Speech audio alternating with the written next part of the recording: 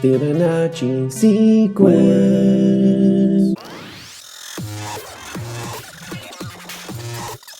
The Fibonacci sequence is a sequence of numbers starting with 0, 1.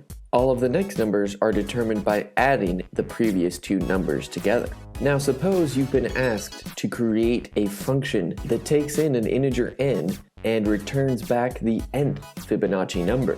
Let's look at a few different ways to do this. We will compare and contrast 4 different functions to see how fast they are and how well they actually give us the nth Fibonacci number.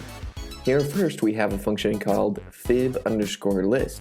It takes an x, y, and the n integer. So it creates a list L, and then it loops through n-1, appending on the summation of the L -1 index and the L -2 index, which is the previous two numbers. And then it returns the last number in the list, which should be the nth Fibonacci number.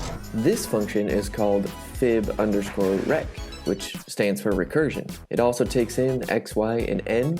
It defines z as the sum of x plus y, and if n is greater than 0, then it just calls itself again with n-1 plugged in and keeps doing that, else it returns the value of x, so that x will be the nth Fibonacci number.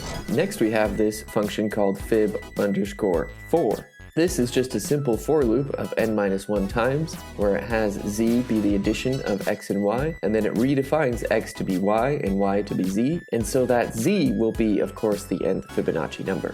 Last, we have a different kind of version called fib_cal that only takes in the integer n, and it calculates the nth Fibonacci number using this equation. It takes the int, or basically the floor function, of 1 plus the square root of 5 over 2 to the power of n, all divided by the square root of 5 plus 0.5.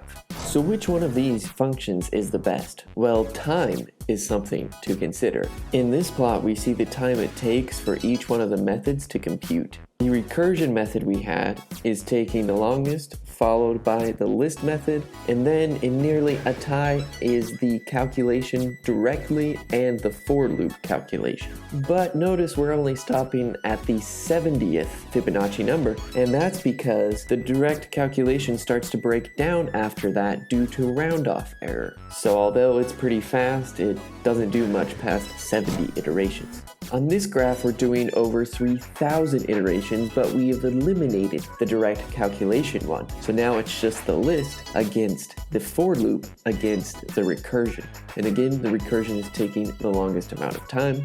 The reason we're stopping at around 3,000 is because the recursion one starts to break down. Yes, it has a recursion time exceeded error after the 3005th iteration. So in this last plot, we are comparing the list method to the for loop method, and we are going to 100,000th Fibonacci number. And of course, over time, you see the list method takes a lot more time. Now, the pro for the list method is that it keeps all of the previous numbers saved. So yes, that's going to take a little bit more time, but you do get all of the previous information, whereas the for loop method, you're not saving any of the other numbers, but you are able to calculate the nth Fibonacci number faster.